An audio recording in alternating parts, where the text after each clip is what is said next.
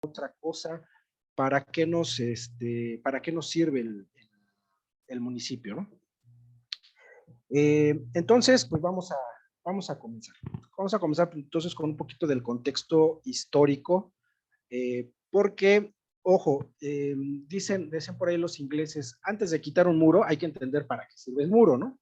Entonces, bueno, para algo se creó originalmente el municipio, ¿no?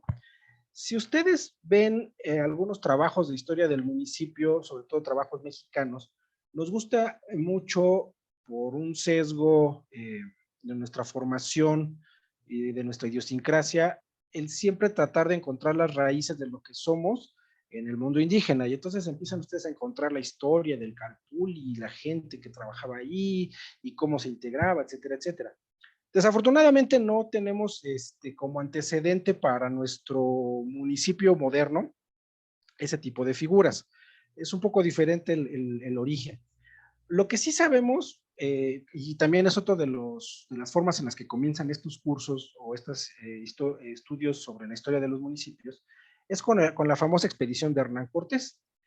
Hernán Cortés, pues resulta que llegó a México buscando un par de náufragos y se empezó a internar más, y de pronto en lo que hoy es Veracruz, se juntó con otros de los españoles que venían con él y funda el primer ayuntamiento de México, ¿no? El ayuntamiento de la Vera Rica de la Veracruz. Sale, y ahí está nuestra historia. Bueno, pero hay que ir un poquitito más atrás y entender ciertos aspectos. Hernán Cortés era un cuate muy inteligente y además era un cuate que conocía de derecho porque estuvo estudiando en Salamanca, y cuando llegó a Cuba pues se puso a trabajar en aspectos legales de la administración pública de esa isla de Cuba.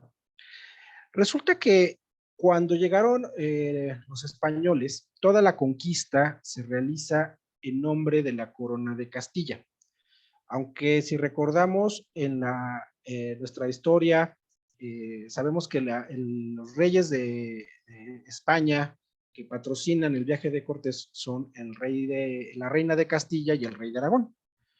Entonces resulta que se hace nombre de Castilla. ¿Y por qué de Castilla? Aspectos legales. Como eran reinos separados, cada uno tenía su legislación, y encontraban más favorable los monarcas extender el territorio bajo la legislación castellana que bajo la legislación aragonesa.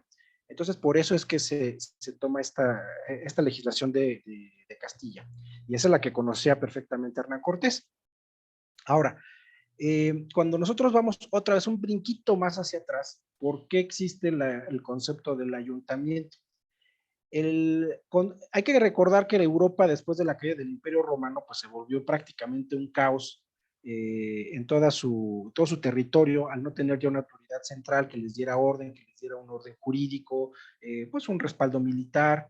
Entonces se volvió bastante caótica toda Europa, ¿no? Ustedes agarren un periodo de tiempo antes del siglo XIX en una región que no sea España, porque España se volvió particularmente estable justo en ese periodo de los reyes católicos, y es todo un caos. O sea, reinos van, reinos vienen, gobierna una familia, luego lo gobierna otra, pelean, cambian de reinos, hay herencia, hay fusiones por matrimonio, entonces van, vienen, van, vienen.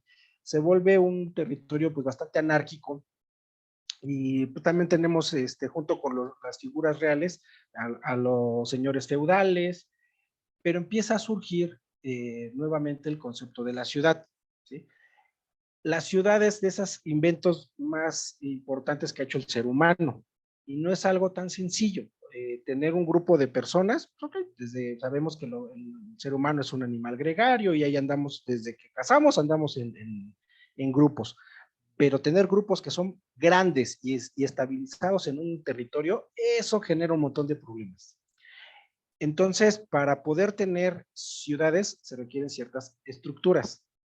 Y en la Europa, ya no vamos a aplicar más hacia todo, vamos a quedarnos ahí en esta idea de la Europa caótica del medioevo, surgen algunas ciudades, y estas ciudades empiezan a desarrollar una serie de instituciones y de ciertas tradiciones jurídicas que logran imponer algunas frente a los monarcas.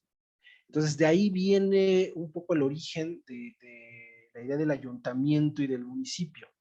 en torno a al concepto de ciudades que van adquiriendo ciertos estatus jurídicos que pueden, digamos que, imponer o distinguirse del resto del reino. Y entonces en la legislación castellana pues existe esta figura. Un ayuntamiento entonces va a ser una reunión de hombres. Un cierto número establece la legislación castellana que se pueden reunir para integrar un ayuntamiento, una reunión de hombres que van a adquirir un estatus jurídico, como si hoy en día hiciéramos una asociación, ¿sí? ¿Sabes qué? Pues para una asociación que necesito personas que tengan un ánimo de crear una sociedad, que reúnan un cierto requisito formal, la firma de una escritura constitutiva, y listo, tenemos una persona moral, ¿no? De carácter civil, de carácter mercantil. Bueno, en más o menos con esa misma lógica se crea la figura del ayuntamiento. Un grupo de hombres de cierta vecindad, en este caso del Reino de Castilla, se pueden reunir para integrar un ayuntamiento que les da un cierto estatus jurídico. Cuando Cortés vino, vamos a regresar ahora ya fuimos brincando hacia atrás, ahora vamos de regreso hacia adelante. Cortés llega a México, les recuerdo, en una expedición buscando un par de náufragos. Se supone que a eso vino. Entonces, se acaba tu encomienda, o sea, tu tarea de buscar los náufragos, pues regrésate de donde saliste, ¿no? El proceso que normalmente los llamamos de conquista, que tiene mucho de conquista más otras características, fue un proceso, sí violento, no podemos negar la violencia, pero no del todo desordenado. Si no era de que, pues a ver, sale, ahí va la banderita y que quiera lanzarse a la aventura, pues va, no, había un cierto orden, una serie de autorizaciones que se tenían que dar, porque insisto, todo territorio que se ganaba, por las buenas o por las malas, se hacía en nombre de la corona de Castilla y se estaba sujeto entonces tanto a las leyes como a las autoridades castellanas, ¿no? Entonces, como se le acabó a Cortés esa misión de nada más recoger náufragos, y pues Cortés tenía ambición y quería ir más para adentro y empezar a tejer alianzas o conquistar territorios o conseguir recursos o hacer algo, necesitaba una autorización. Pero como estaba peleado con el gobernador de Cuba, que por otras historias, se usa este truco que estaba en la legislación castellana y que él conocía. Reunimos a un grupo de hombres del Reino de Castilla, que son los que lo iban acompañando, y en este acto pues fundamos un ayuntamiento. Y entonces como autoridad política inmediata, ese ayuntamiento lo elige el líder y le da las autorizaciones de ahora sí, usted váyase para adelante, ¿no? Entonces, vayamos entendiendo la lógica de la figura. Una reunión de hombres para un fin determinado, que en este caso es la fundación de un ayuntamiento, que se vuelve entonces la autoridad política inmediata.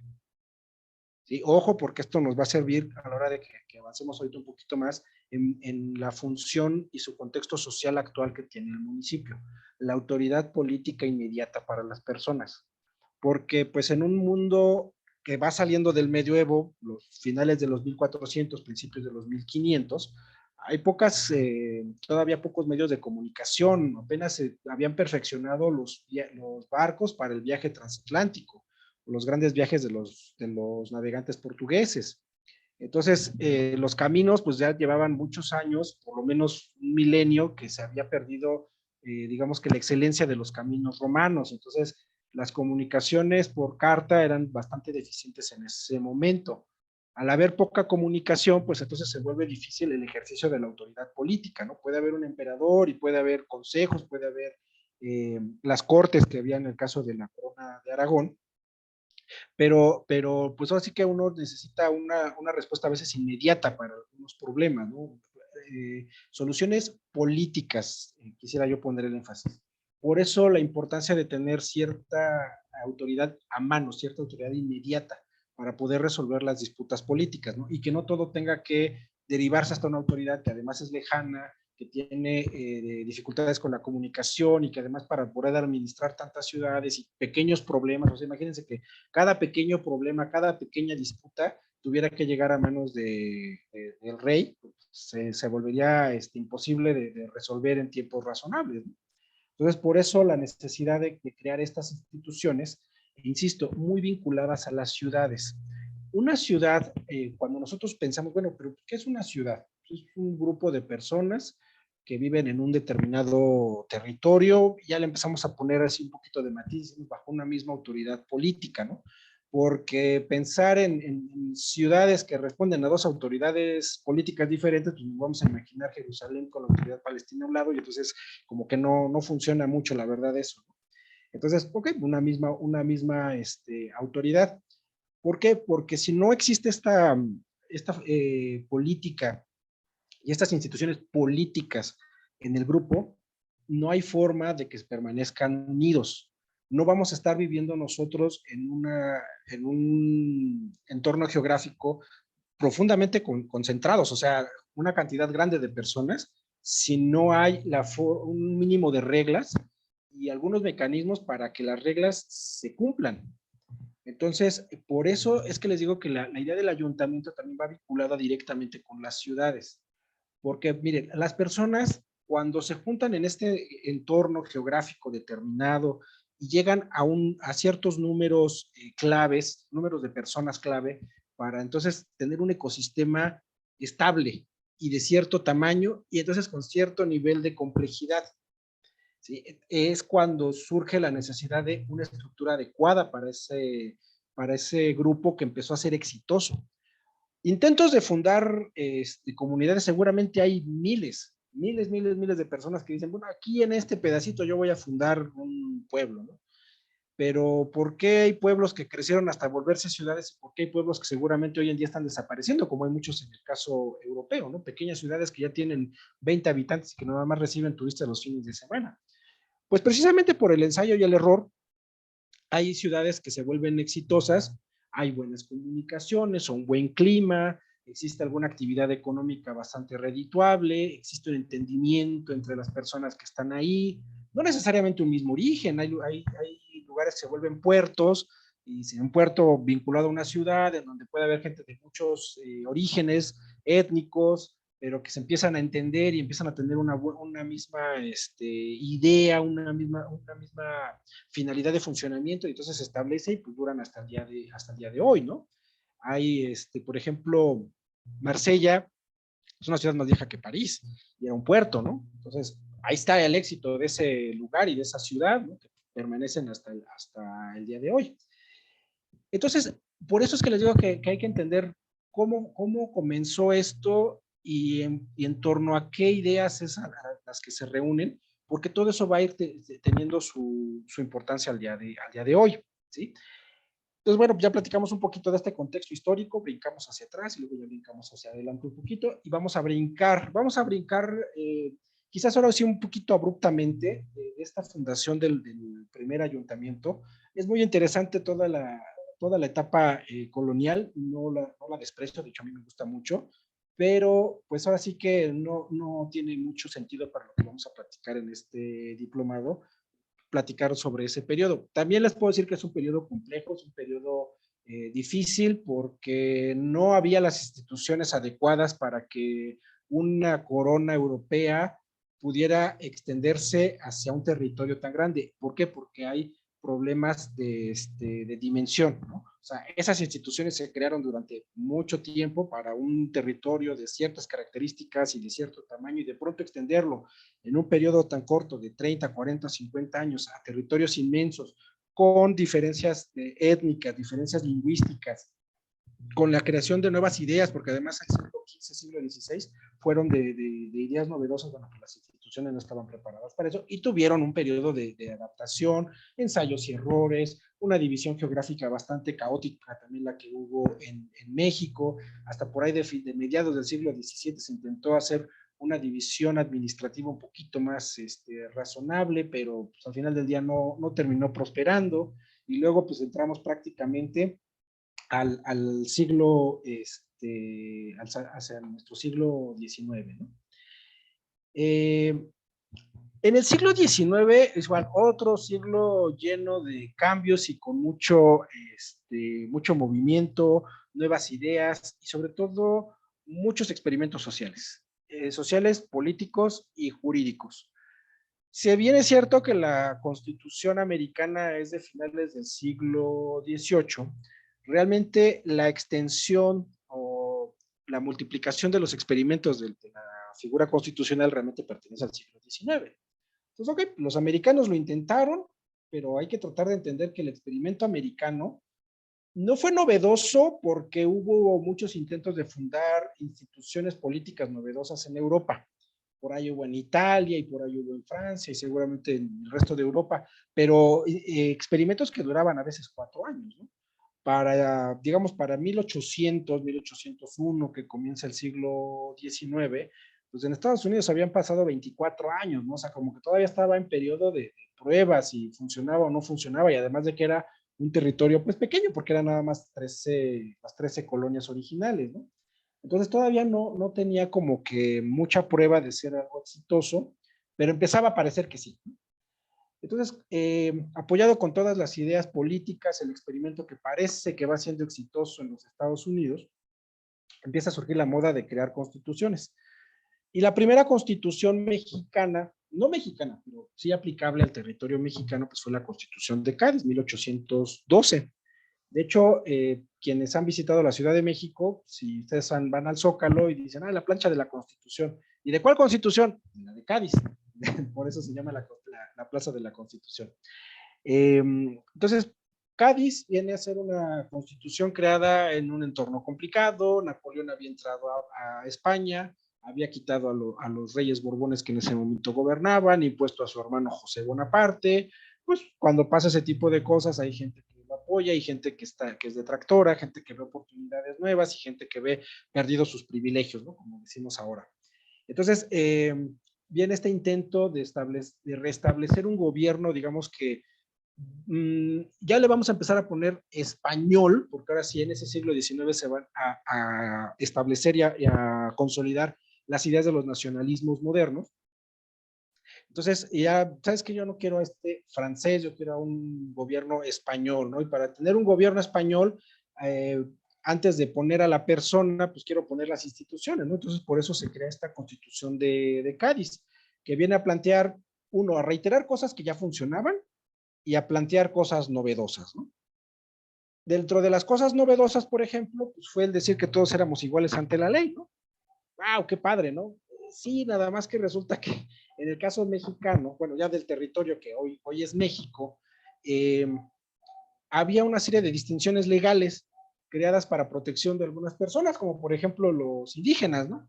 Pues no todos éramos iguales, porque pues, había algunas personas que gozaban de una serie de privilegios para establecer ciertas formas de autogobierno, ciertos privilegios para la forma del pago de impuestos, más acostumbrados a todavía a sus usos y costumbres, con pagos en especie. Entonces, el golpe de pronto de decir, ¿sabes qué? Todos iguales ante la ley era bastante fuerte, ¿no? Para eliminar una serie de figuras que antes se crearon también con una serie de procesos bien complicados para crear todas estas instituciones buenas, malas, o a lo mejor idealistas y poco realistas, pero estas instituciones a favor de los indígenas fue también un proceso largo y complicado que pertenece a este periodo que nos saltamos, ¿no? Pero dentro de las cosas que la Constitución de Cádiz recupera porque funcionaban, fue la idea del municipio. Entonces, en la Constitución de Cádiz sí vamos a encontrar prevista la existencia del municipio. Ya vemos más o menos un poco sobre cómo pasó la historia. Vino la rebelión de Miguel Hidalgo, después vino la promulgación de Cádiz. Cádiz es 1812, Miguel Hidalgo es 1810.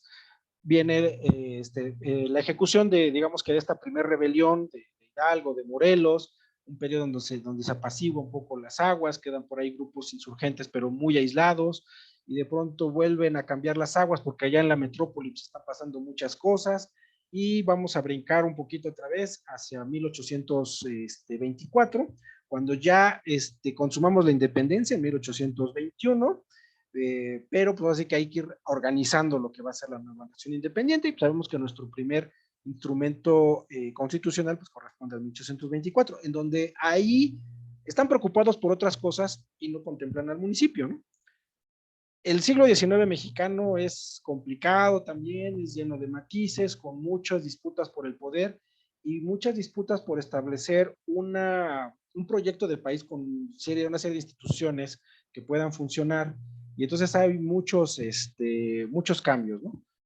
Esta constitución de 1824 es sustituida en el 36, es vuelta a sustituir en el 57, ahí entre, después viene la invasión francesa, el periodo de Maximiliano, la restauración de la República, y con la restauración de la República, pues un intento de restablecer la constitución de 1857 con muchas cuestiones de facto que no se ajustaban a la constitución, pero pues con un periodo, digamos que de estabilidad política un poquito impuesta por parte de Porfirio Díaz, y llegamos hasta principios del siglo XX, en donde se vuelve a desatar el caos, ¿no? Ese periodo de 30 años pues, se acaba y otra vez vamos al caos, vamos a la disputa por el poder, que no termina como tal con la firma de una nueva constitución, pero es un momento simbólico importante la firma de esa nueva constitución de 1917, en donde igual, al igual que en cada uno de estos procesos, se reiteran cosas que funcionaban y que tenían cierta aceptación por parte de la sociedad y digamos que de los grupos incluso en disputa, y se intentan cosas novedosas, ¿no? Cosas novedosas, esto que llaman algunos los derechos sociales de la Constitución, ¿no? Bueno, pues, dentro de los aspectos novedosos, ¿no? Aspectos que ya funcionaban, bueno, la división de poderes ya no se cuestionó como tal, se volvió a establecer, y dentro de las cosas que permanecen, pues así que es la figura del municipio. Entonces, aquí hagamos una pequeña pausa porque ya hicimos una pequeña revisión histórica, brincamos de un punto, nos fuimos hacia atrás hasta la Edad Media y después empezamos otra vez a brincar hacia adelante, llegamos hasta el siglo XIX y a principios del siglo XX. Y lo que podemos observar es que hay algo que tiene el municipio que funciona. Porque en esto ahí venir y caos y nuevas constituciones, nuevas ideas, nuevas reglamentaciones, cosas que se intentaron, cosas que se quitaron. Por ejemplo, en 1836 se inventaron lo del Supremo Poder Conservador, ¿no? Y eso que era, quién sabe. Pero eso no más se intentó ahí y no volvió a establecerse en ninguna otra de las constituciones, ¿no? Entonces, en cada uno de estos pasos se van intentando cosas, hay cosas que funcionan y hay cosas que no funcionan, ¿no? Entonces, este es el proceso natural de evolución de pues, prácticamente cualquier institución social, ¿no? El ensayo y el error, ¿no? La ocurrencia o el surgimiento a veces espontáneo de algunas figuras. Eh, entonces, el municipio algo tiene que prácticamente permanece, ¿no? Desde esa fundación del ayuntamiento de la Villa Rica de la Veracruz, con todo y un montón de figuras, capitanías generales, audiencias, virrey, la figura del virrey, etcétera, etcétera, etcétera, figuras que fueron y vinieron, estuvieron vigentes durante el periodo virreinal y después desaparecieron, y después con los nuevos vientos constitucionales, pues ahora sí que algunas cosas permanecieron y entre ellas pues el municipio, ¿no? Algo ha de tener entonces el municipio como figura de una dimensión no nada más jurídica, sino que realmente tiene algún tipo de dimensión política, social, que algo ha de tener, ¿no? Porque pues ahora sí que con todos estos periodos tan caóticos, sobrevivió. Es de las cosas que sí sobrevivieron, ¿no? Quizás en el siglo XVIII no había presidente, no había como tal Congreso de la Unión, pero había municipios, ¿no? Y hoy en día, pues ya tenemos otras figuras que también ya tienen como que su carta de naturalización, ya no nos imaginamos la vida sin el presidente, ¿no? O sin las cámaras de diputados o la Cámara de Senadores. Pero, insisto, el municipio algo tiene que ha permanecido dentro de todo este periodo caótico.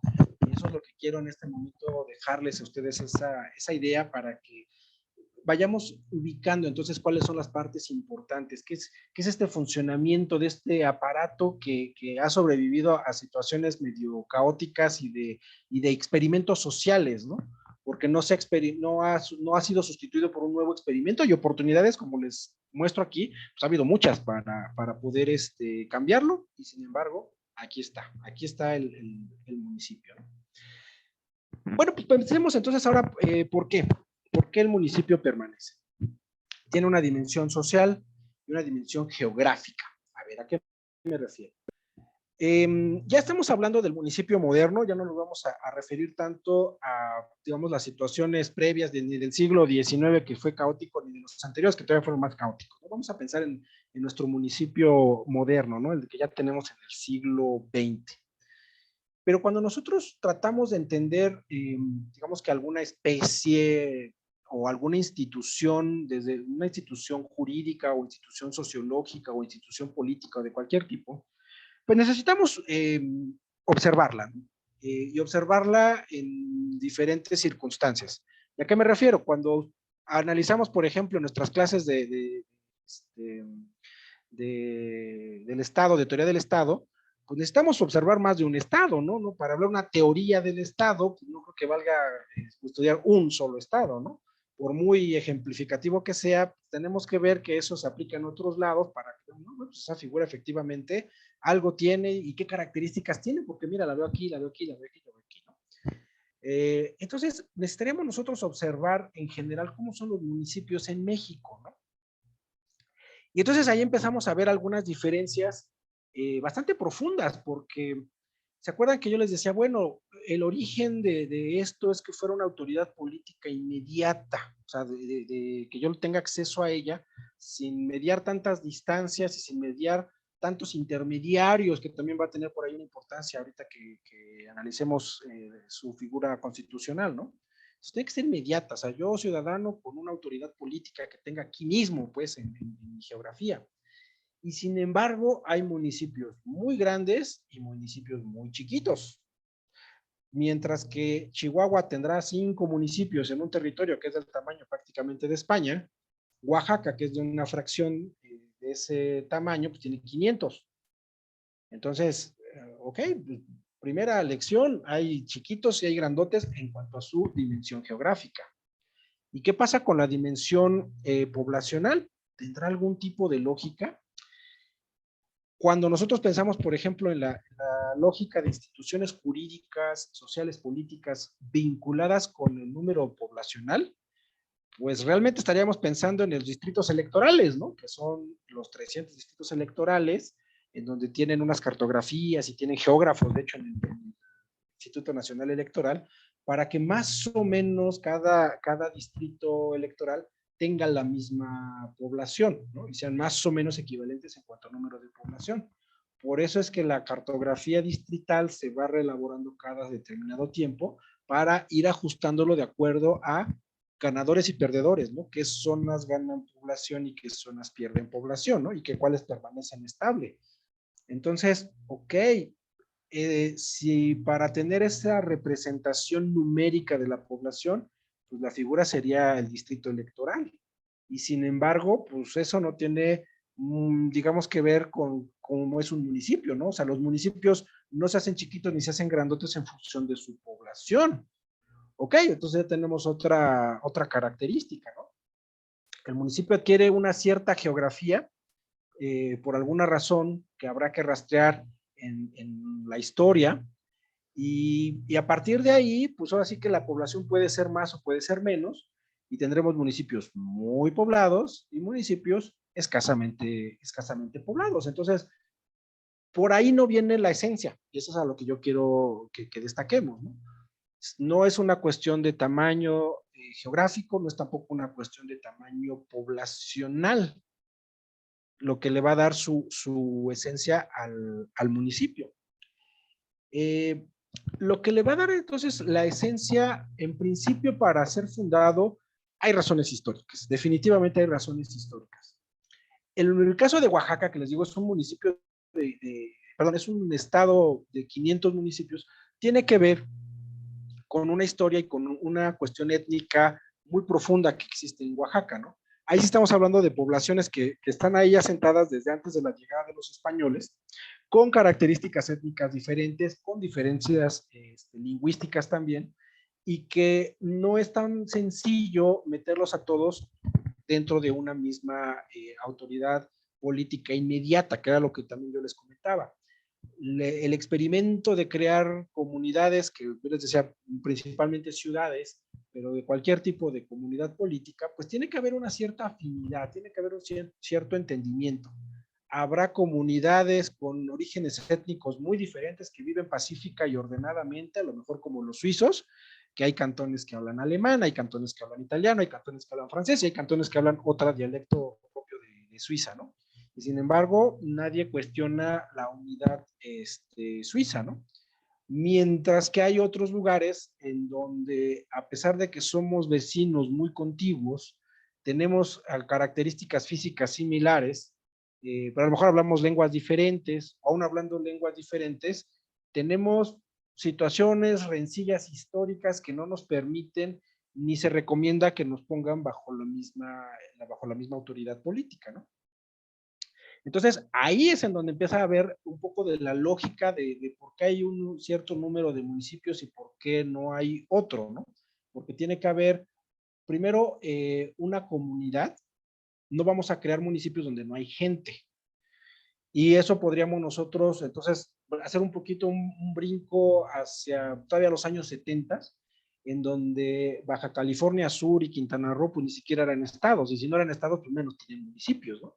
Porque todavía cuando comenzó el siglo XX, mediados del siglo XX, todavía eran lugares escasamente poblados, pero no solamente escasamente poblados, sino que todavía no adquirían la madurez como comunidad política suficiente para constituirse en los términos que el resto del país, ¿no? Un estado y una serie de municipios.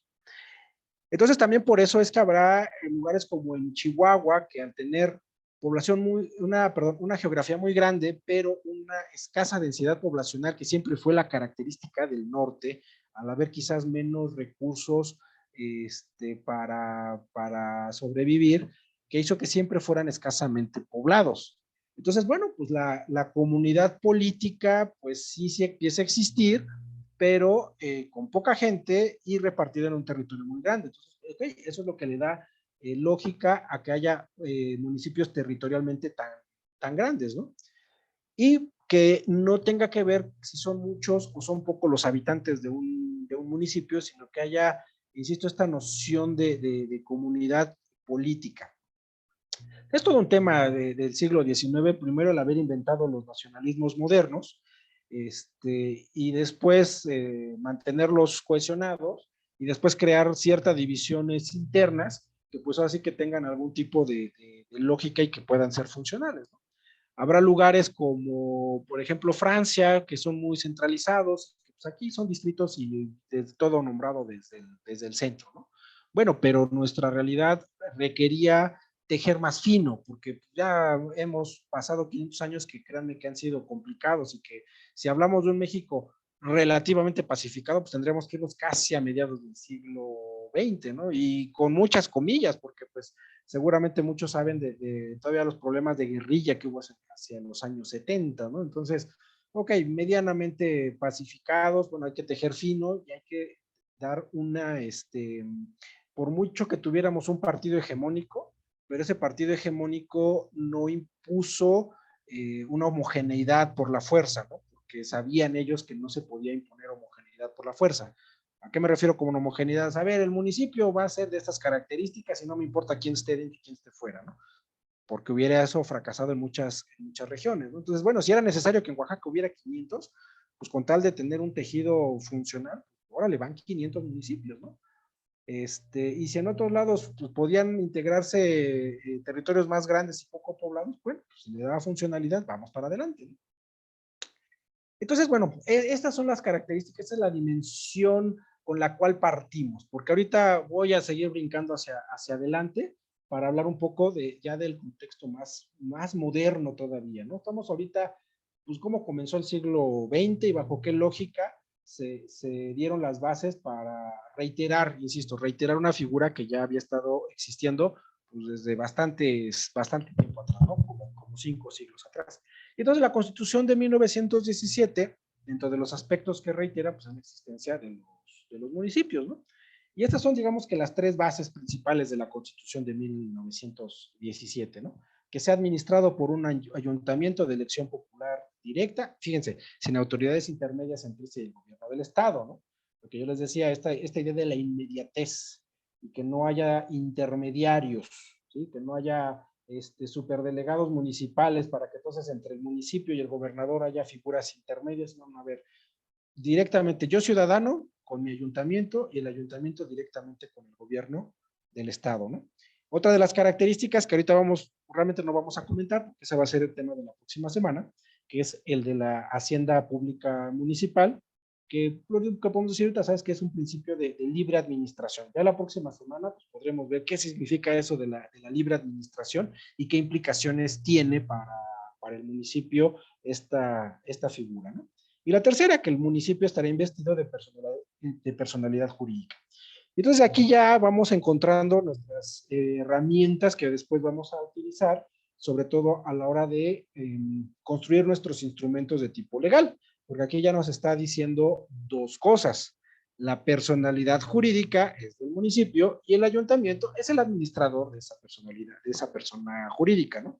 Si esto lo tradujera yo en una figura mercantil, diría, pues el municipio es la SA y el consejo de administración, pues es el ayuntamiento. Ajá. Entonces, ya vamos teniendo estas herramientas para poder hablar con mayor propiedad a la hora de que entremos a la redacción de documentos legales. ¿El ayuntamiento quién es? Ok, la reunión de regidores, me adelanto un poquito, la reunión de los regidores con su presidente municipal, con sus síndicos, todo ello constituye el ayuntamiento, que son los administradores del municipio, como persona jurídica, ¿vale? Entonces, ¿dónde trabajo yo? Pues trabajo para el municipio, y puedo ser integrante del ayuntamiento, ¿no? Bueno, ahora, el municipio pues, también empezó a sufrir algunos cambios. El siglo XX pues, también fue menos violento, insisto, con sus comillas, pero se fueron construyendo las instituciones que al día de hoy tenemos y que han ido resultando funcionales a pesar de toda la propaganda política que siempre nos dicen que estamos al borde del caos. Bueno, sí, pero la verdad es que también se han ido construyendo figuras e instituciones, yo les diría modernas, ¿no? Que responden a las necesidades actuales, con sus asegúnes, con algunas cosas que se desfasan y que hace falta trabajarlas. Entonces, para entender la estructura jurídico-constitucional actual, pues entonces vamos a nuestro artículo 115, que es el que va a dar las bases de organización del municipio. Entonces, nos dice este artículo 115 como bases para el municipio. Los estados de la República adoptarán para su régimen la forma de gobierno republicano representativo, democrático, laico y popular, teniendo como base de su división territorial y de su organización política y administrativa el municipio libre. ¿Sí? Ok, entonces, responde a lo que habíamos venido platicando. Pues sí, efectivamente, ¿no? Hay un contexto geográfico, es la división territorial básica de un estado, es la organización, es la primera célula de organización de carácter político.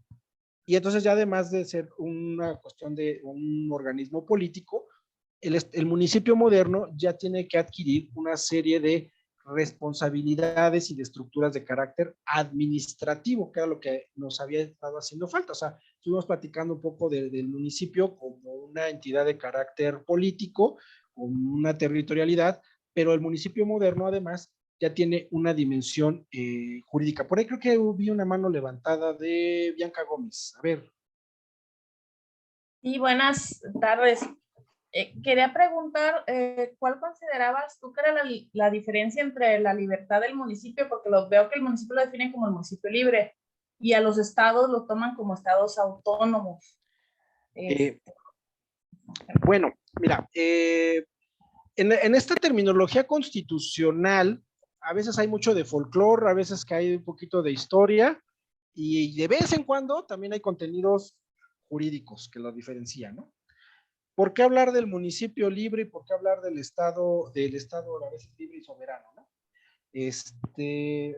Realmente el municipio como tal, ahorita que veamos su organización, pues es más como un mote de decir que es libre, porque en realidad lo que tiene libre como tal, es la hacienda pública municipal, es digamos que su aspecto más libre que tiene, y su facultad reglamentaria. Prácticamente es ahí en donde tiene cierta libertad. Y también realmente es entre comillas, porque como vamos a ver a continuación, esa libertad que el municipio a través de su ayuntamiento tiene para administrar su hacienda o para crear sus reglamentos, están sujetas a una legislación estatal, ¿sí? Que esa legislación estatal pues puede ser más libre o puede ser más restrictiva dependiendo de la decisión del Congreso del Estado, ¿no?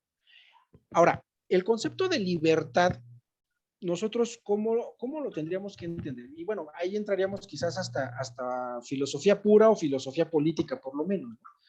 La libertad, digamos que entendido en una forma moderna, se manifiesta no como la posibilidad de hacer o de imponer lo que yo quiera hacer a los demás, sino es una figura que tiene su lógica dentro de las reglas del Estado.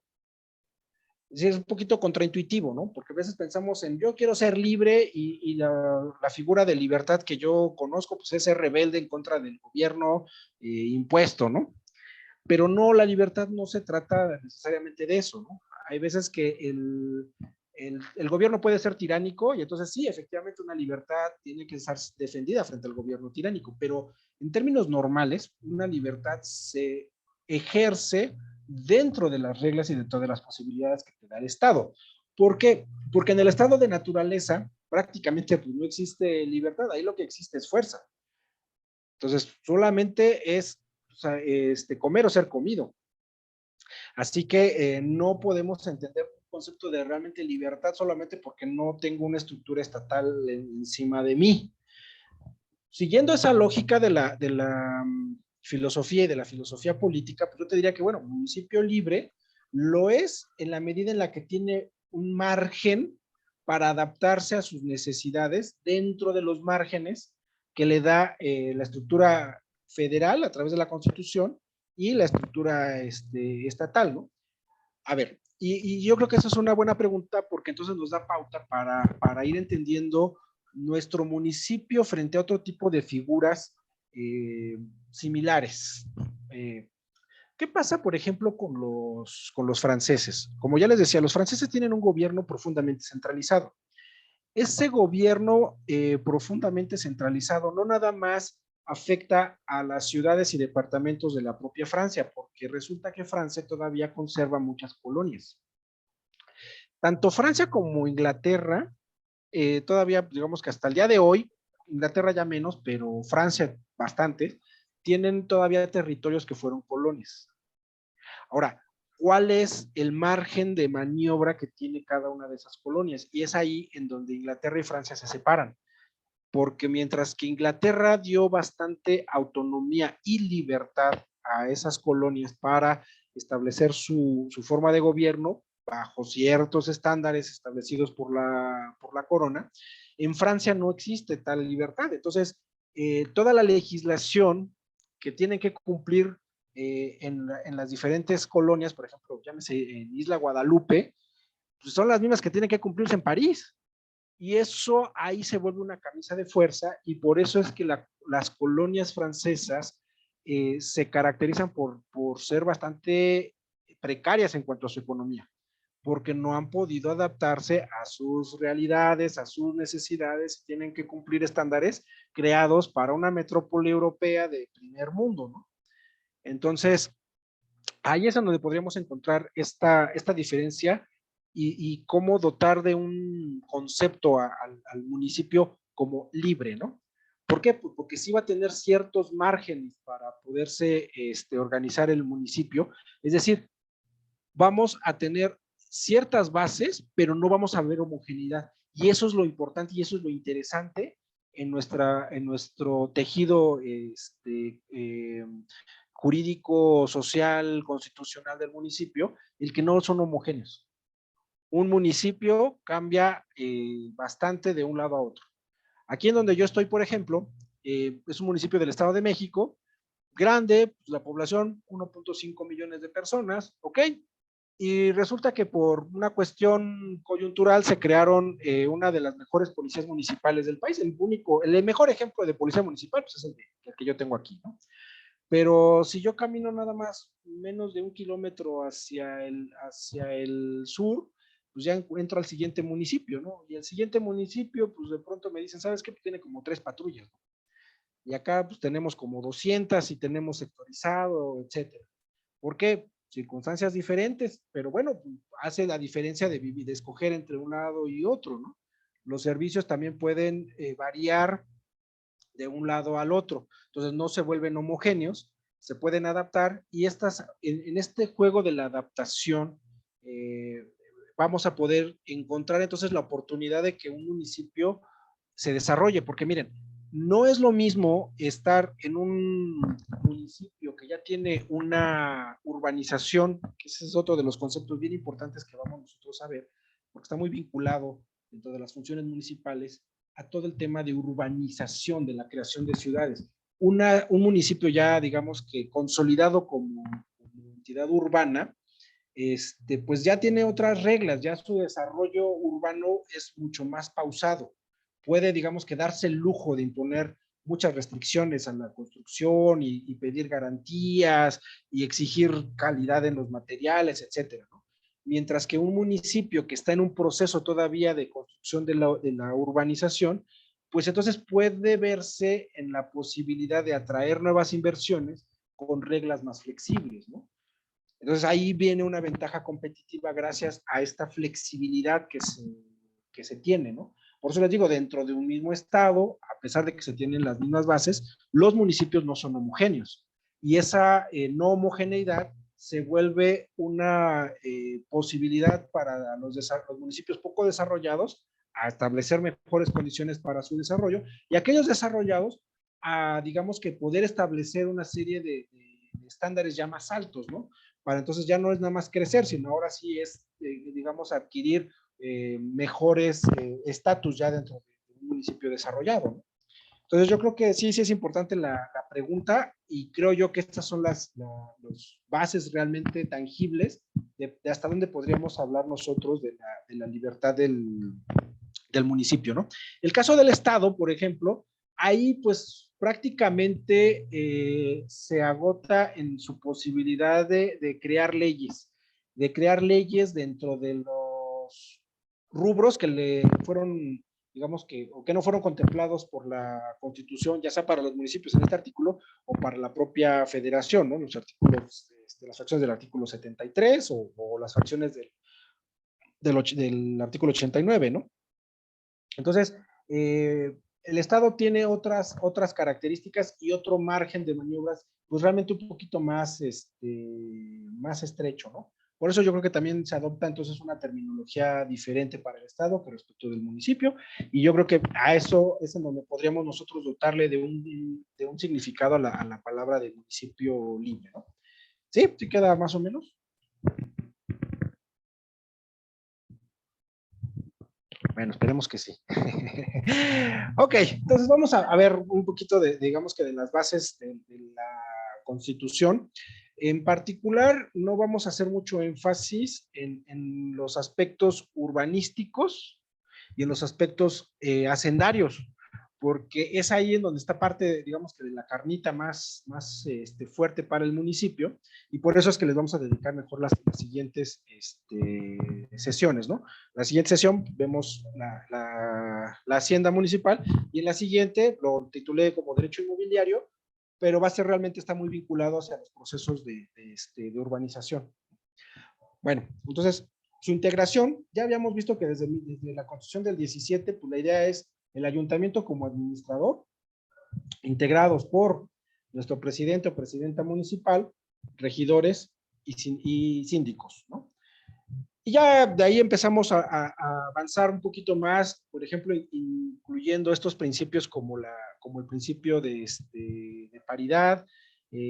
Ahí sí podemos tener una adaptación de acuerdo al tamaño de los municipios, pero todo esto va a estar establecido por las legislaciones estatales, que nos dirán, bueno, cuántos regidores va a haber, cuántos síndicos va a haber en el caso de cada municipio, pues respondiendo un poco a las necesidades de cada municipio, ¿no? O lo que se estime que son las necesidades de cada municipio. Municipios grandes pues requerirán mayores regidores y municipios chicos podrán funcionar con un menor número de regidores, ¿no?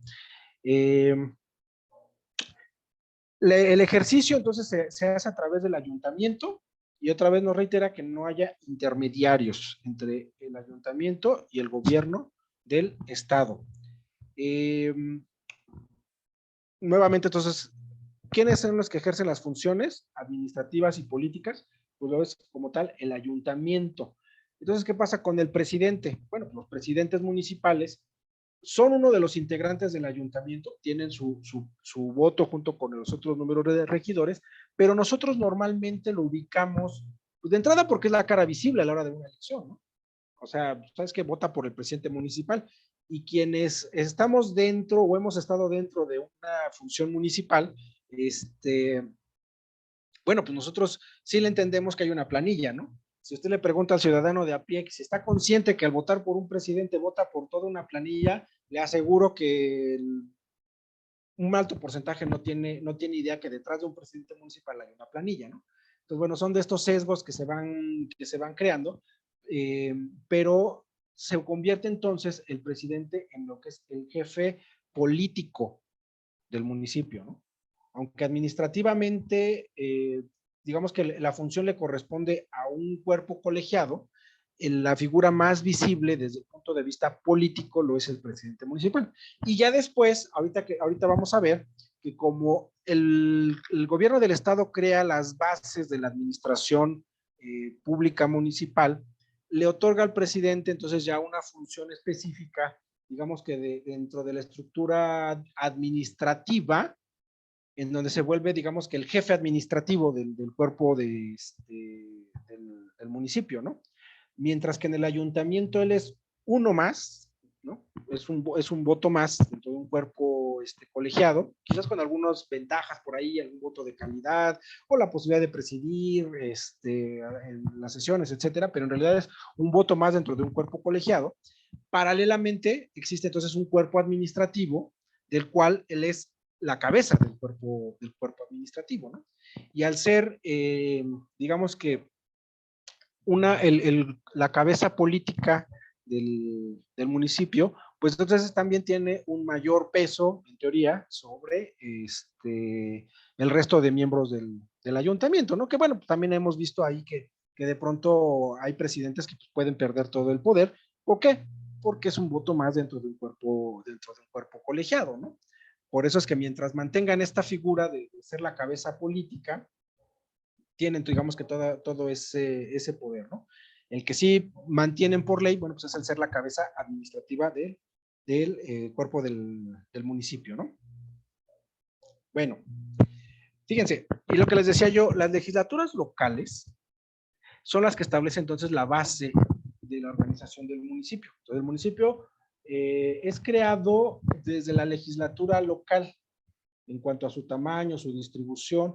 Por eso es que un municipio nuevo, pues va a ser creado desde dónde? Desde las legislaturas estatales, ¿no? Diferente a la historia de Hernán Cortés, porque pues, en aquel entonces usted se juntaba con un cierto número de ciudadanos del Reino de Castilla, pues fundaba su ayuntamiento, ¿no? Aquí ya no es tan fácil, ¿no? O sea, antes el ayuntamiento en su origen, digamos que venía de abajo hacia arriba, ¿no? Entonces, gente se integraba, se asentaba en una territorialidad, adquirían cierta estabilidad y entonces podían elevarse a la categoría de ayuntamiento, ¿no? Y en este caso ya para la época moderna ya no es así. Entonces ahorita sí ya viene de arriba hacia abajo, ¿no? Desde la legislatura estatal a la creación de un nuevo ayuntamiento, ¿no? Parte, digamos que ya de las diferencias que hay al origen del ayuntamiento, ¿no? Dentro de las reglas que va a dar la legislatura, por ejemplo, pues es la posibilidad de suspender de los ayuntamientos o declarar que han desaparecido, revocar el mandato, etcétera, etcétera, etcétera, ¿no? Es decir, crear una base para poder quitar o responder a cuando se pierda algún ayuntamiento. Dentro del sistema político del partido hegemónico del siglo XX, dentro del PRI, había esta posibilidad, ¿no? Es más, vamos a un caso literario, ¿no? En la película de Cantinflas del Profe, pues él llega a un ayuntamiento, ¿no? Bastante empobrecido, con un presidente municipal profundamente corrupto, ¿no? Pero cuando él logra denunciarle al gobernador, que pues, es una buena persona y honesta, si bien no recuerdo bien la escena, pero prácticamente lo que se da a entender es que el señor gobernador pues quita al presidente municipal, ¿no? O sea, oiga, ya descubrí que usted es un corrupto y en este momento, pues así que usted se va, ¿no? Mecanismos que eran a veces de carácter político, o principalmente eran de carácter político, Y muchas veces, o más bien en la mayoría de los casos, nunca se preocuparon por crear verdaderos cuerpos jurídicos para la suspensión o revocación de un ayuntamiento. Todo quedaba, digamos que en el terreno político, ¿no?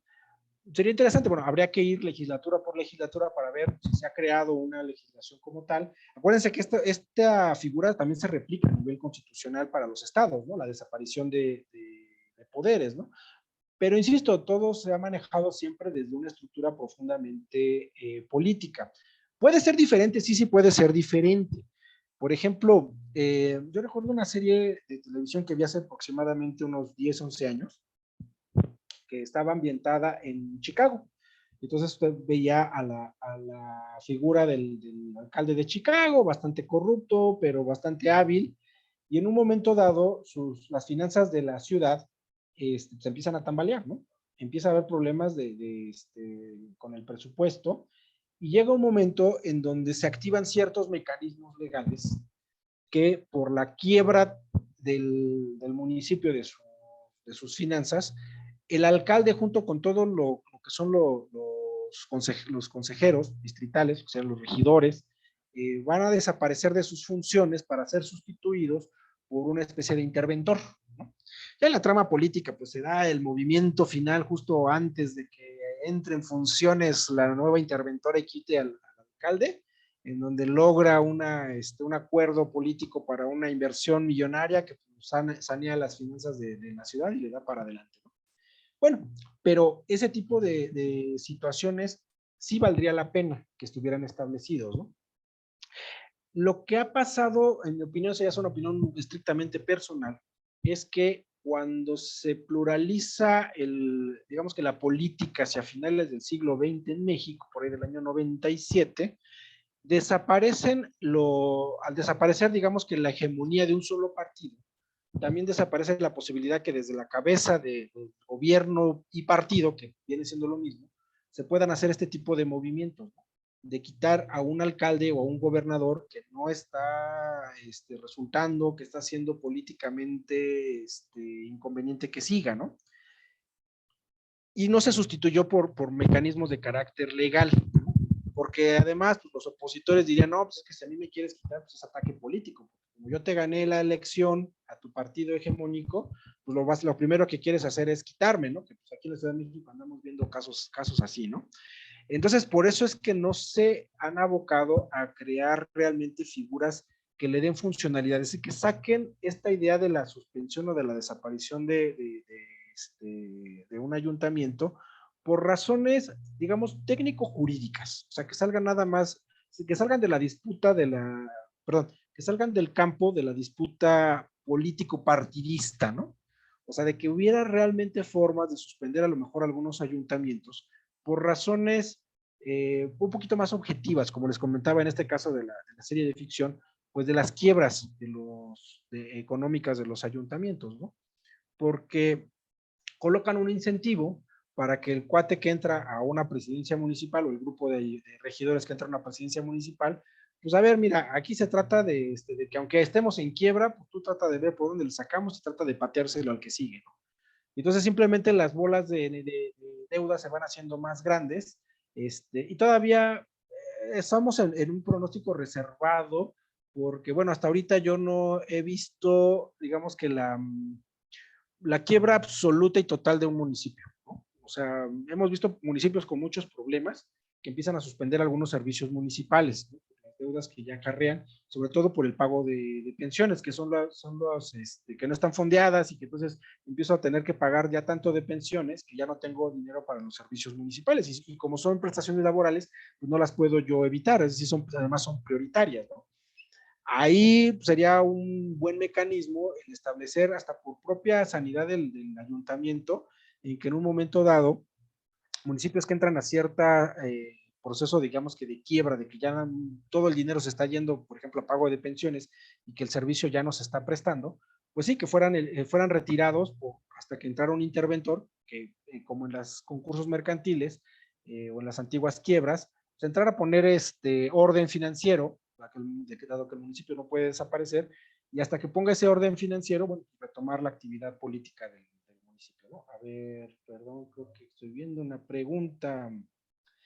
Con las reformas en materia de disciplina financiera se trató de frenar que se llegara a esos casos de quiebra. Sí, efectivamente, pero aquí la cuestión es, ok, pongo las reglas de disciplina financiera. Y miren, esto lo podemos ver hasta incluso en la Unión Europea, que también existe. ¿Y qué pasa cuando no cumplo, no?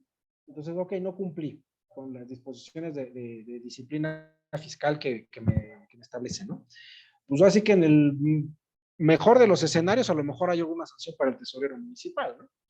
Pero pues ahora sí que los compromisos que ya se adquirió el municipio, porque infló más la nómina, porque dio aumentos a los trabajadores, no sé, porque mejoró, comillas, las condiciones de pensión, etcétera, que ya quebraron al ayuntamiento, o las deudas simplemente, o malas inversiones, etcétera, por muchas razones. Bueno, pero el ayuntamiento sigue, ¿no? Entonces, sí creo que sería conveniente que se hubiera mezclado esto, por ejemplo, con ese tipo de situaciones.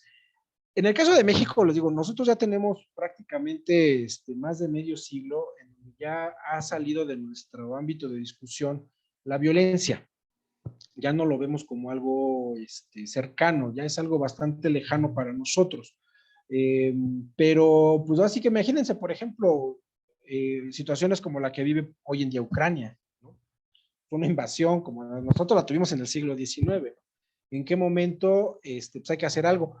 Nosotros acabamos de pasar hace un par de años uno de los procesos también más complicados y pues hasta donde yo vi no se hizo necesario, por ejemplo, en el caso de la pandemia, de desaparecer ayuntamientos, ¿no? Seguramente hubo muchos regidores fallecidos, pero no llegamos al extremo de tener que desaparecer los poderes, porque además las propias bases de la organización municipal prevén la posibilidad de que los miembros del ayuntamiento de forma individual sean sustituidos, ya sean por los suplentes que están mencionados en la fórmula o mediante otro mecanismo que establece la propia legislación estatal para sustituir a miembros individuales del ayuntamiento, ¿no? Entonces, por eso es que no tenemos como tal quizás la inminencia de algunas razones por las cuales desaparecer un municipio, ¿no? O sea, no nos lo imaginamos, pues, porque pues a mí la de la quiebra me gusta porque ayudaría a forzar un poquito más estas nociones de la disciplina fiscal con la amenaza objetiva, no politizada, no tan politizada, pues, pero sí objetiva, mediante ciertos estándares como los que existen para el concurso mercantil, en qué momento pues desaparecer un ayuntamiento por quiebra, ¿no? Pero fuera de eso, pues ahora sí que no nos lo imaginamos, no sé, a lo mejor alguno de ustedes sí se lo puede imaginar como algo más inminente, razones por las cuales podría desaparecer realmente un ayuntamiento en México, ¿no? Porque les digo, pues vivimos en una situación pacífica, la verdad es que desde hace bastantes años, y lo que fue la emergencia sanitaria, pues no, realmente no dio la pauta a que tuviera que desaparecerse como tal el cuerpo colegiado del ayuntamiento, bueno, por lo menos hasta donde yo sé, ¿no? Pero bueno, puede existir esta legislación, debería existir esta legislación que reglamentara así como existe la desaparición de poderes estatales, pero pues habría que revisar estado por estado a ver cómo la crearon, y pues yo no tengo noticias de que hayan desaparecido alguno, ¿no? Bueno, a lo mejor sí, podría haber otra situación. Sí vivimos pacíficos, pero también vivimos con situaciones medio violentas. Me viene a la mente los casos de Michoacán por ahí de 2007, ¿no? Que se consideró que ya había un involucramiento profundo entre varios alcaldes con el crimen organizado, ¿no? Entonces, ok, podría ser esa alguna otra de las situaciones en donde hubiera tal grado digamos que de penetración del crimen organizado con las autoridades político-municipales que justificaran una desaparición de poderes, ¿no? Que ahí habría que también hilar muy fino, ¿no? Para que no se justifique nada más el ataque político, pero al mismo tiempo para que existieran bases, ¿no? Esos son los dos casos que a mí se me ocurre que sería incluso conveniente que pudiera haber esta figura de la desaparición de ayuntamientos, ¿no? Lo que les comentaba yo, ¿no? Que también la desaparición es una desaparición colectiva, porque la desaparición individual puede ser realmente sustituida, ¿no? La propia ley estatal pues, puede establecer las bases para la sustitución individual de los miembros del ayuntamiento, ¿no? Ya sea por renuncias, porque van para otros cargos, que esa es de las más recurrentes, ¿no? Pero por enfermedad, por fallecimiento, incluso por asesinato, ¿no? Entonces, bueno, se van sustituyendo. Es más operativa esta cláusula de ir sustituyendo caso por caso que hacer una desaparición colectiva, ¿no? Reiteran la personalidad jurídica del municipio y el patrimonio, que insisto va a ser materia de la próxima sesión, ¿no?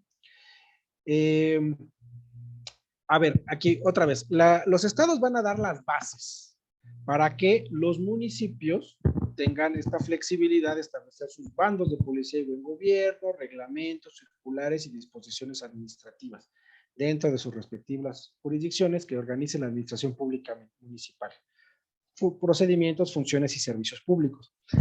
Estas bases, uno, reiteramos que le dan márgenes a los municipios, es decir, le dan ciertos estándares, pero flexibilidad para que el municipio se adapte a sus realidades, a sus circunstancias, ¿no?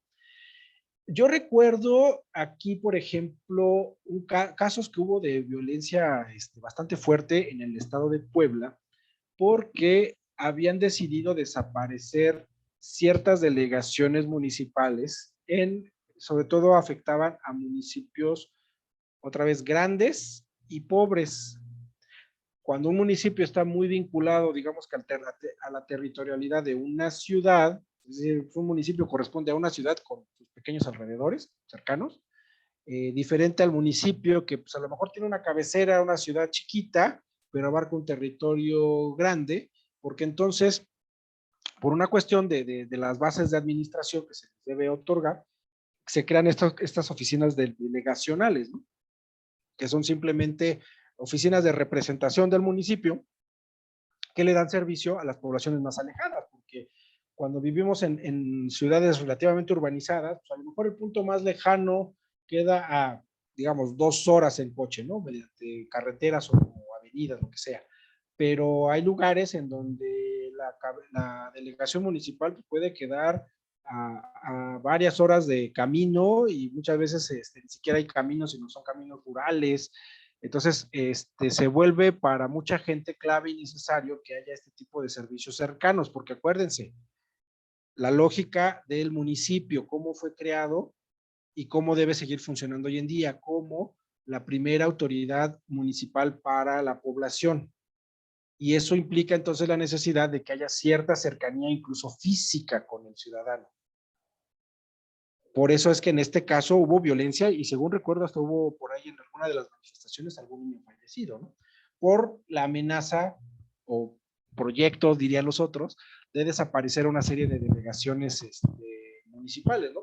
Por razones, pues a lo mejor por cuidar la hacienda municipal, resultan muy costosos, pero no puedes perder tú de vista las funciones. Por eso lo que yo les decía, entendamos cómo funciona, cuál es la lógica bajo la cual opera un municipio, para poder entonces decidir si creamos o no creamos de oficinas delegacionales, por qué sí o por qué no, ¿sale? Ok, bueno, las bases generales de la administración pública municipal, procedimiento administrativo, impugnaciones. Bases generales a nivel de legislación y un aterrizaje concreto desde el municipio, pues atendiendo a sus realidades. ¿Cuáles pueden ser esas realidades, no? Uno, digamos que las demandas de la ciudadanía. Hay municipios en donde cada quien hace lo que quiere. Yo creo que hay compañeros que se podrían escandalizar si les digo que por aquí de pronto alguien abre su zaguán y se pone a vender bebidas alcohólicas y nadie les dice nada, pero en algún momento así ha sido. ¿Por qué? Pues porque aquí se hace normal, aquí no tenemos problemas, ¿no? Mientras que hay otros que los compañeros de reglamento tardarían 15 minutos en llegar ahí a imponer sellos, ¿no? Y entonces eso va creando también, digamos que una serie de necesidades de sanción e impugnación, ¿no? Los jueces municipales. Entonces, reglas que demanda la población porque así se ha establecido esa comunidad, implican un cuerpo administrativo, pero también implican la necesidad de un procedimiento para atender las sanciones, ¿no? De nada sirve que lleguen y te sancionen si luego no hay procedimientos para la impugnación, para el pago de las multas, etcétera, ¿no? Por ejemplo, para las licencias de funcionamiento de giros mercantiles, ¿no? Para las construcciones. Pues es igual, dependiendo a las realidades del municipio, a las demandas que existe de parte de la ciudadanía, la tolerancia, por ejemplo, o la intolerancia de la población a ciertas conductas, van respondiendo entonces los municipios, ¿no? Municipios en donde son pueblos quietos, en donde todo el mundo hace lo que quiere, pero tampoco nadie se queja porque también nadie hace nada realmente, entonces requieren pocos procesos administrativos, ¿no? Pero esa realidad ya la determinará, pues ahora sí que la realidad de cada uno de los municipios, desde unas bases generales que debe establecer la legislatura, ¿vale? Eh, hay, también debe establecer la legislación los casos especiales para el quórum, ¿no? ¿En qué caso se va a requerir un quórum especial para tomar una serie de decisiones, ¿no? Por ejemplo, la desincorporación de bienes inmuebles que forman parte del patrimonio municipal. Bueno, pues es que la legislación del Estado dice, para la desincorporación de bienes patrimoniales debe existir un voto de 2/3 partes, ¿no? Para la adquisición de créditos que se van a pagar en un periodo más largo de lo que dura la administración, ¿vale? Entonces, las bases que cree la legislatura estatal nos dirá qué casos requieren quórums especiales, ¿no? Y qué casos no lo requieren, ¿no? Mayorías simples. Vamos nada más a revisar así como en forma muy general, o enumerar prácticamente, cuáles son esas funciones y servicios municipales que se les han asignado a los municipios. Uno, pues el agua potable, drenaje, alcantarillado, tratamiento y disposición de sus aguas. Alumbrado, limpia, recolección, traslado, tratamiento y disposición final de residuos. Aquí le vamos a poner un asterisco porque ahorita vamos a comentar algo bien interesante. Mercados y centrales de abasto, panteones, rastros, calles, parques, jardines, su equipamiento, la seguridad pública y demás casos que en caso establezcan las legislaturas estatales, ¿no? Básicamente, pues es la razón de ser de los municipios, como yo les decía, muy vinculados a la creación de las ciudades, de los procesos de urbanización. Si ustedes se ponen a revisar, así como que volvemos a revisar el listado, pues ahora sí que pensemos en las ciudades más pequeñitas, que son casi los pueblitos mágicos, ¿no? Que en realidad el pueblito mágico es como una ciudad como disfrazada de pueblo antiguo, ¿no? Pero no dejan ya de ser prácticamente ciudades. Todos estos servicios realmente están vinculados al proceso de urbanización. O sea, ¿dónde agua potable? Pues es que en donde hay ya centros urbanos, pues ya tiene que haber servicios de agua potable, drenaje, alcantarillado, ¿no? En pequeñas poblaciones rurales, como las que hay muchas, por ejemplo, en Chiapas hay mucha dispersión de población, entonces hay pequeños caseríos todavía así metidos en la selva. Pues olvídense de que haya agua potable, ¿no? Drenajes, alcantarillados, pues limpia y recolección, o sea, ¿qué lógica tendría eso en ahí metidos en la selva chapaneca, ¿no? Pequeños caseríos, casita que está aquí, y el vecino está como que a 3 lomitas para allá, ¿no? Mercados, otra vez, o sea, mercado tiene lógica en un entorno urbano, no tiene lógica en pequeñas poblaciones, de caseríos así repartidos en la selva o en medio del desierto, ¿no? Panteones, lo mismo, rastro, lo mismo. O sea, se dan cuenta cómo el municipio realmente está muy vinculado a la de la ciudad, del proceso de urbanización. Entonces, eso es lo que ahorita quería destacar. Estas funciones y servicios vinculados profundamente al proceso de urbanización. El desarrollo urbano, aquí igual nada más lo enumero, lo vamos a ver 2 semanas, platicamos un poquito más ya de los procesos de desarrollo urbano, y como les dejo aquí la idea, ¿no? Que si el municipio está vinculado profundamente al desarrollo urbano, tiene servicios que solo tienen lógica dentro de los centros urbanos, pero también tienen una participación importante desde el punto de vista administrativo para digamos que el proceso de creación del núcleo urbano y de funcionamiento del núcleo urbano. Desde zonas que apenas se van a urbanizar, o que van pasando de ser de pequeñas poblaciones a ser verdaderas ciudades, requieren procesos no solo de planeación, que ese es un concepto que a mí luego no me gusta, ya lo platicamos dentro de 15 días, pero sí, digamos, cierta planeación y cierta base de administración, ¿sí? Por lo que ahorita también vamos nosotros a comentar, ¿no? Este tema entonces lo profundizamos en 2 semanas. Quisiera entonces, ya para que entráramos a la parte final del día de hoy, volver a repensar entonces lo que platicábamos de las dimensiones del municipio y su adecuación a un contexto socioeconómico ya más moderno, ¿no? Comenzamos por ahí del siglo XV, nos fuimos atrasando un poquito, Edad Media, y luego de ahí empezamos a brincar, llegamos siglo XIX, brincamos a principios del XX, y de ahí empezamos a brincar ya hacia el México moderno, ¿no? ¿Cuál es entonces ahora sí nuestra adecuación del municipio a un contexto socioeconómico? Aquí creo que vale la pena que entonces también empecemos a entender el municipio dentro del contexto particular de desarrollo que tiene el lugar donde está. Como yo les iba más o menos apuntando, en la medida en la que una pequeña población se juntó y justificó su creación como municipio, ¿no? ¿Por qué? Pues porque como la canción del elefante, ¿no? Pues como veía que resistía, pues fueron a llamar a otro y a otro y a otro y a otro, y luego ya son muchos, ¿no? Ok, entonces ya que somos muchos, que ya hicimos cierta comunidad política, que ya le dimos algún tipo de base económica a nuestro entorno, a nuestro grupo social, empiezan a surgir niveles de desarrollo, ¿no? De las caserías, perdón, o sea, de las casas que hay aisladas a casas ya más concentradas, a cierto nivel de actividad económica. Entonces pasamos de la comunidad rural a la comunidad urbana. Y una vez de que tenemos ya comunidades urbanas, pasamos al siguiente nivel, que es el proceso industrial. Y del proceso industrial podemos pasar al aspecto comercial, al verdadero comercio, ¿no? Y ya que estamos establecidos en el aspecto comercial, pues ya llegamos quizás al último nivel de desarrollo, ¿no? Que son las ciudades abocadas a los servicios. Entonces el municipio tiene que ir respondiendo. ¿Y a qué me refiero con respondiendo a ese nivel de desarrollo? Piensen ustedes en cualquier especie biológica, ¿no? Hay especies de una sola célula, de varias células, grandes, muy grandes y extremadamente grandes y complejas. Ojo con la palabra complejidad. Un organismo unicelular es así chiquito y tiene un proceso, digamos que de complejidad 1.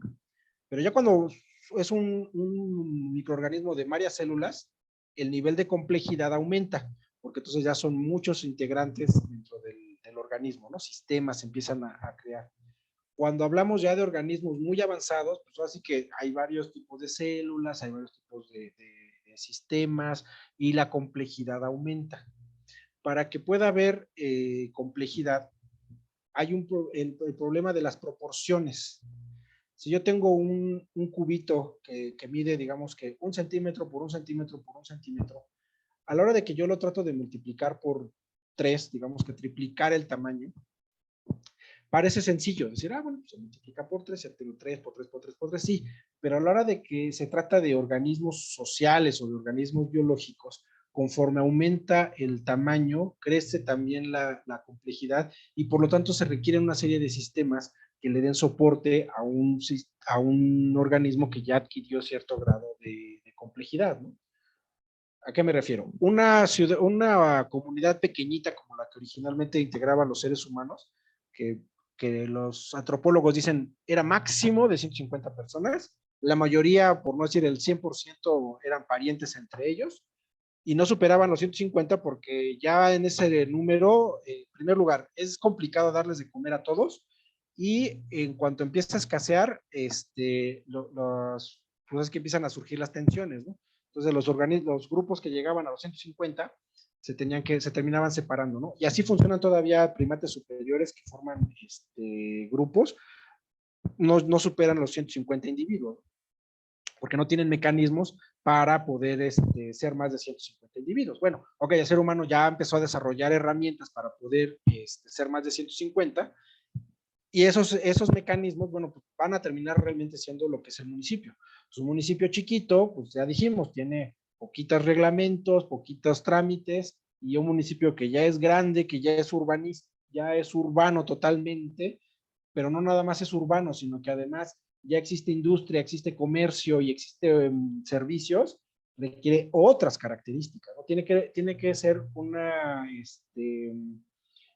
estructura adecuada al nivel de desarrollo que se tiene en la comunidad. Y vamos a este ejemplo que les decía yo, porque se acuerdan que estábamos viendo listado de funciones municipales y de pronto decía, bueno, ¿qué es de los desperdicios, ¿no? El de la basura, ¿ok? Resulta que México tuvo muchos problemas, como siempre, pero llegamos a por ahí de finales de mediados de los años 80 y se toma la decisión de empezar a integrar a México al mundo. Cuando yo soy un país aislado, pues así que tengo poquita relación con el extranjero, a lo mejor nada más de petróleo, entonces pues nada más tengo que entenderle bien el proceso de comprar y vender petróleo, ¿no? Dónde se compra, dónde se vende, cómo se paga y listo, ¿no? Pero cuando yo doy el paso a integrarme con la comunidad internacional, pues empieza a requerir otro tipo de mecanismos, ¿no? Porque entonces ya no nomás voy a vender petróleo, voy a vender otro tipo de mercancías, voy a recibir inversiones, voy a recibir turistas. En las integraciones más complejas como la Unión Europea, además hay una integración social porque hay movilidad, entonces pues, tiene uno que tener ciertos mecanismos y México se aventó a mediados de los años 80. Entonces dimos el paso definitivo a principios de los 90, cuando se firma el Tratado de Libre Comercio. ¿Ok? Entonces, se va a entrar al Tratado de Libre Comercio.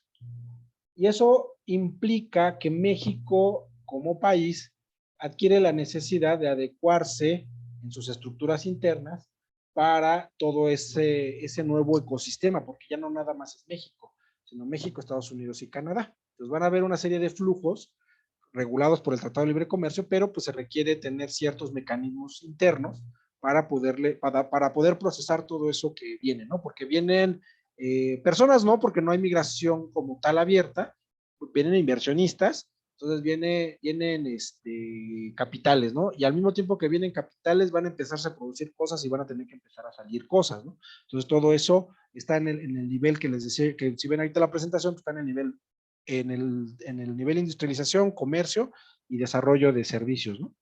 Bueno, pero eso también impactó a los municipios. Cuando uno revisa los casos del Tratado de Libre Comercio, ahorita hemos escuchado mucho la amenaza de que va a haber un panel de resolución de controversias por el tema energético, ¿no? Bueno, miren, la verdad es que desde que surgió el tratado, surgieron casos en Estados Unidos, o sea, casos contra el gobierno de Estados Unidos, casos contra el gobierno canadiense y casos contra el gobierno mexicano. De los primeros casos que hubo contra el gobierno mexicano fue el caso Metalclad. Metalclad fue una empresa que pues manejaba desechos de carácter radioactivo. Entonces, son peligrosos, sí, pero requieren simplemente un proceso de tratamiento y un proceso de disposición final, bien enterrados y no hay ningún problema, ¿no? O sea, la clave de la energía nuclear es ejecutarla con mucho cuidado para que no haya accidentes como en Chernobyl y una vez que se tengan los desechos, darle una disposición adecuada. Pero dentro de las disposiciones adecuadas tiene que haber una contención final.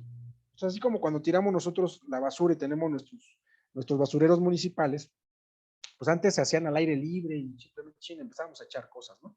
Ya con las legislaciones ecológicas, que además también se reforzaron con la firma del Tratado de Libre Comercio, pues ya no se vale hacer así, entonces se tiene que escarbar, se tiene que poner una serie de medidas de mitigación para evitar la contaminación de los mantos freáticos, etcétera, ¿no?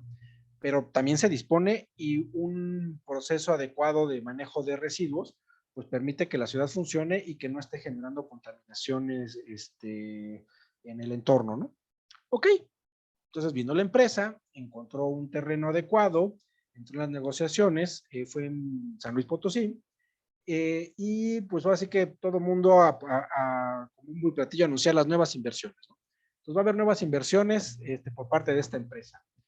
Pero pues ahora sí que cuando no hay un manejo político adecuado y sobre todo social para concientizar, bueno, qué es lo que se va a hacer, por qué lo queremos aceptar y por qué aún aceptándolo nosotros no corremos peligro, el tema se empezó a politizar.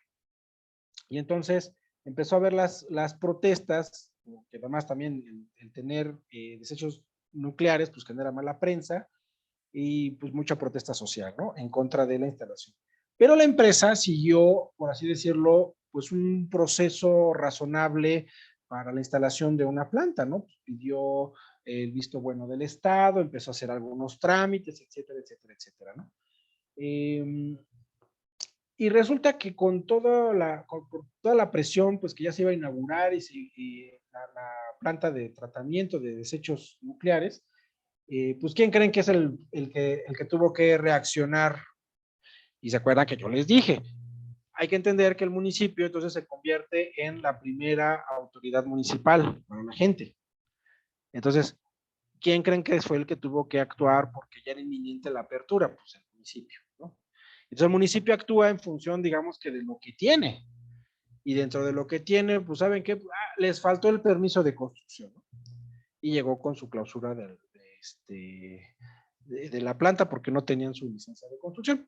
Y a partir de ahí se desató la controversia, ¿no? Que les digo que es de los casos de análisis porque fue el primero que tuvo México, pues en donde el inversionista alegaba que, pues, oye, a mí me dijeron, vente, vamos a invertir, me reuní aquí, me dijeron que yo ya tenía todo y me terminaron a mí clausurando, ¿no? Al final, durante el proceso entre que se discutía si sí había habido o no violaciones al Tratado de Libre Comercio en materia de inversiones, por la forma en la que se había tratado al inversionista, vino un decreto por ahí ecológico del gobierno del estado para evitar que en cualquier caso se pudieran establecer, ¿no? Entonces ya con eso prácticamente mataban toda posibilidad de la inversión y prácticamente con eso pues, se le dio la razón al inversionista y México tuvo que pagar una indemnización por los gastos que ya había realizado el inversionista y la ganancia razonable que hubiera obtenido. A lo que quiero destacar con esto es que con esta idea del desarrollo, del nivel de desarrollo económico, el municipio va a tener que responder adecuadamente, como yo les decía. Y entonces se vuelve incluso necesario que responda dentro de un entorno internacional. Si bien nosotros sabemos que las relaciones internacionales están encomendadas al Poder Ejecutivo a través de la Cancillería y que como ente diferente a la Cancillería y al Poder Ejecutivo no podemos establecer relaciones directas con países extranjeros o con organismos internacionales, esto no obsta para que el municipio asuma y tenga un rol dentro de las reglas del contexto internacional, y en particular en este caso de los tratados de inversión. Entonces, en un municipio que ya adquiere cierto nivel de desarrollo, ya no solamente va a tener que tener en mente el respeto a las reglas estatales, a las bases estatales, adecuar su legislación o su reglamentación a las necesidades concretas del municipio, sino que de acuerdo a los procesos y a los diferentes niveles de desarrollo, en algún momento es posible que tenga que entrar dentro de las reglas de las inversiones internacionales, ¿no? ¿Cuáles son esos principios que se deben observar a la hora de darle un tratamiento a un inversionista extranjero, ¿no? Porque no importa que nosotros seamos municipio y digamos, bueno, es que las relaciones internacionales las ve la Secretaría, sí, pero como cualquier entidad de gobierno mexicano, uno representa al Estado mexicano para efectos del cumplimiento o incumplimiento de los tratados internacionales en materia de inversión. Además, eso es por poner un caso relacionado, digamos, con el nivel de desarrollo, pero pues ahora sí que quienes están también vinculados a municipios de vocación turística saben que pues al haber turistas pues también hay pequeños roces con los turistas y también hay ciertos estándares de trato que derivan, por ejemplo, de las convenciones en materia de protección consular de los ciudadanos extranjeros, ¿no? Entonces, el municipio no solamente va a adquirir, el estatus que dijimos de primera autoridad política de contacto inmediato con las personas, va a relacionarse profundamente con los procesos de urbanización, sino que además conforme aumentan el nivel de complejidad de un municipio por su desarrollo económico, empieza a tener no solamente un juego dentro del propio municipio, sino incluso llega a brincar hasta los niveles internacionales, ¿no? Porque tenemos también que cumplir entonces los tratados de inversión, ¿no? Y en algún momento cuando hay los pleitos, bueno, tenemos que ir atendiendo también los procesos, ¿no? Los protocolos para las disputas en la materia, ¿no? Entonces quería que también tuviéramos esta conciencia de por dónde va el municipio, hasta dónde puede llegar, para que entonces sí ya tenemos una visión general de dónde salió el municipio y en dónde estamos ahorita nosotros parados, qué se espera del municipio y digamos que de dónde estamos partiendo, ¿no? De una serie de bases generales, muy generales de parte de la Constitución, que más bien nos manda hacia la legislación estatal para aterrizarla, de ahí nos va a mandar a nosotros para poderla ir haciendo más concreta todavía, con grados de flexibilidad además, y nos va a vincular también profundamente a los procesos de urbanización y de ahí a responder a los diferentes niveles de desarrollo económico del municipio, ¿vale? Y yo creo que a partir de eso vamos a poder entonces entrar cada día a temas un poquito más concretos para que, insisto, acuérdense, el tema es tener estas herramientas para que el día que yo me atore diga, bueno, ok, pero el municipio debe avanzar hacia acá, esta es su función, y entonces, ¿cómo voy yo a responder a un problema concreto cuando, por ejemplo, una norma no me da la respuesta y tampoco encuentro alguna jurisprudencia al respecto? Bueno, ¿sabes qué? A ver, vámonos otra vez a la lógica para tratar de encontrar cómo debe funcionar el municipio en materia de su administración municipal, en materia de desarrollo urbano y de todos los diferentes procesos, o en cualquier otra lógica, ¿no? Como por ejemplo el último que vamos a ver, que son el tema de contrataciones municipales, ¿no? Bueno, pues ahora sí que creo que con esto ya tenemos el panorama general, una base para poder entrar al primer tema ya más concreto, que va a ser, insisto, la hacienda municipal, que veríamos la próxima semana. Y entonces dejamos abierto aquí si hay por aquí alguna duda o comentario.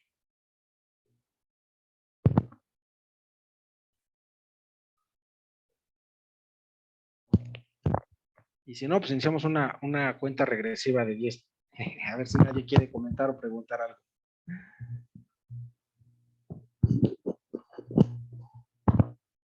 Bueno, esta sesión se grabó, vamos a hacerles llegar de alguna forma la posibilidad de que ustedes la puedan repetir.